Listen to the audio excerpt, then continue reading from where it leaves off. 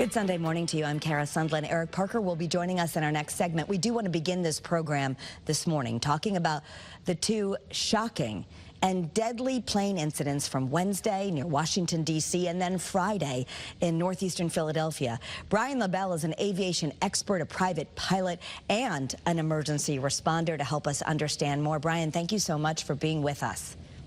Thank you, Kara. So let's start with these two deadly crashes in less than a week. Americans certainly on edge about flying. Should we be, based on what you know so far about the crashes? So the crashes, I believe, are unrelated at this time based on the information that we've seen so far. We know the FAA and the NTSB will do a significant investigation into what exactly happened, and they'll be able to put the crashes back together. They usually have a hangar, they'll put the aircraft back together, and they'll be able to determine what mechanical factors may have been involved, if there was any pilot error involved. We also have the ATC audio from both incidents, and that'll be scrutinized as well. But above all, I would say aviation is still very safe, statistically safer than driving. There's generally nothing to be worried about at this time as a passenger. Yeah, I mean, it is, I think about myself. I've got two kids who are supposed to fly for their own sports next weekend, and not with me. But let's get to the Learjet crash in Philly.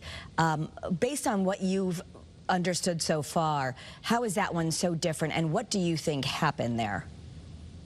The Learjet crash in Philly, I think weather may have played an important role. I actually had some friends who are commercial pilots. They were flying last night, and they reported just some of the precipitation, the icing, and the winds, and how they had to actually divert to other airports in that area because of the weather.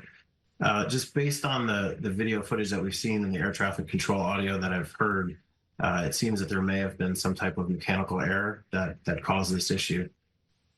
Okay, so mechanical error or pilot error, but just basically because the plane was coming at full speed down, that's what makes you think that this was something catastrophic, either pilot error or mechanical error. That's right. We'll know all the facts when the investigation's done, so I don't want to jump to any conclusions, but it's not a controlled flight into terrain or CFIT, as we call it. That looks like a full speed crash into the ground, which could indicate a control surface failed, the autopilot may have failed, or weather could have played a role in that as well. I mean, it's just terrifying that, especially we just saw what happened with a midair collision, young people aboard that aircraft, families. I know your family even tangentially connected to someone who died, who was on that flight. So condolences to everyone in your world. But to have the air traffic control issue at the center in both of wondering about, is this normal? We know that we had less than normal staffing in D.C., one person instead of two. Do you think it was dangerous to have only one air traffic controller there? Do you see just structural problems we need to deal with? It may have played a role. The air traffic control job is a very stressful one, and we owe a lot of gratitude to the people who choose that career. It's very stressful. They have to make split-second decisions that can impact the lives of many. Having short staffing could have played a role. We're not 100% certain, but we know that air traffic controllers and pilots are trained to a very high standard.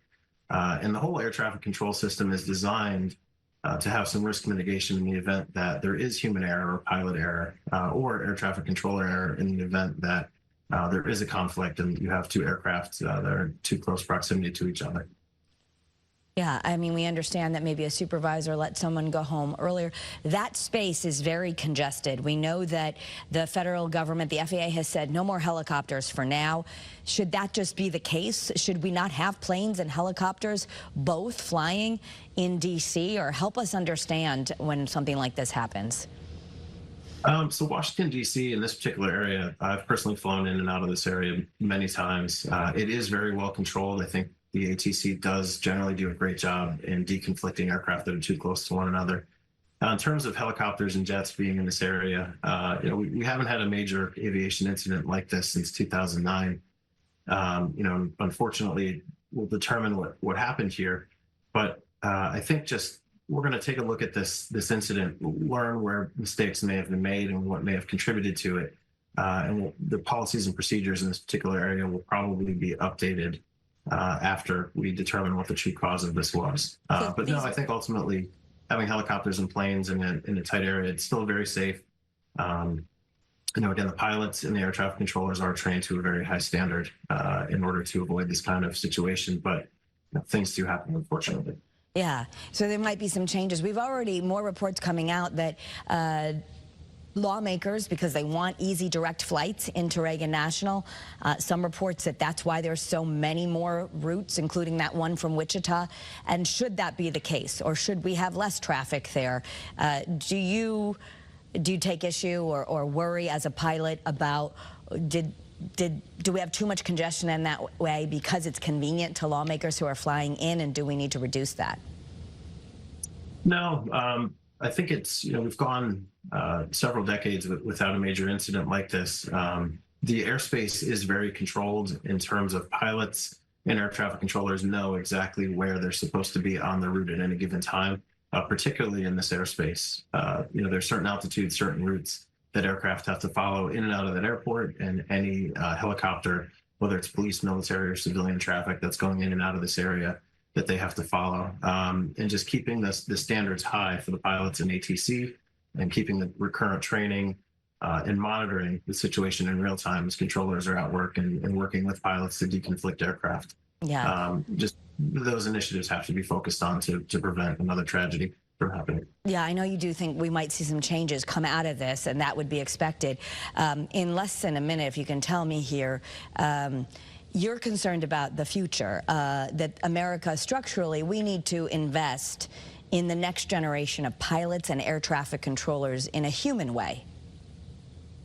We definitely do. There are a lot of local reports throughout the country of people who have the not in my backyard attitude towards aviation, and I get it. Nobody likes loud aircraft over their homes at all hours of the day and night. But we do need to encourage and incentivize the younger generations to pursue a career and pursue their interests in science, mathematics, and aviation as a whole. Air traffic controller, that's a really good job and a good career path. Being a pilot is a great job and a great career path. Working for our municipal agencies and first response, or working for the military and serving your country through the career of aviation, whether you're a controller, a mechanic, you're working on radar, fixing airplanes, etc. So we truly need to embrace aviation and look to kind of upgrade and train the next generation of people involved in the aviation career and industry, because this is essential to our infrastructure and our national safety. Yeah. Brian Labelle, I know you are a first responder as well. You've helped rescue folks in situations like this. You fly planes, and we appreciate all of your expertise as we try to digest this past week in aviation. Thank you so much for being with us on CT25. Thank you, Kara.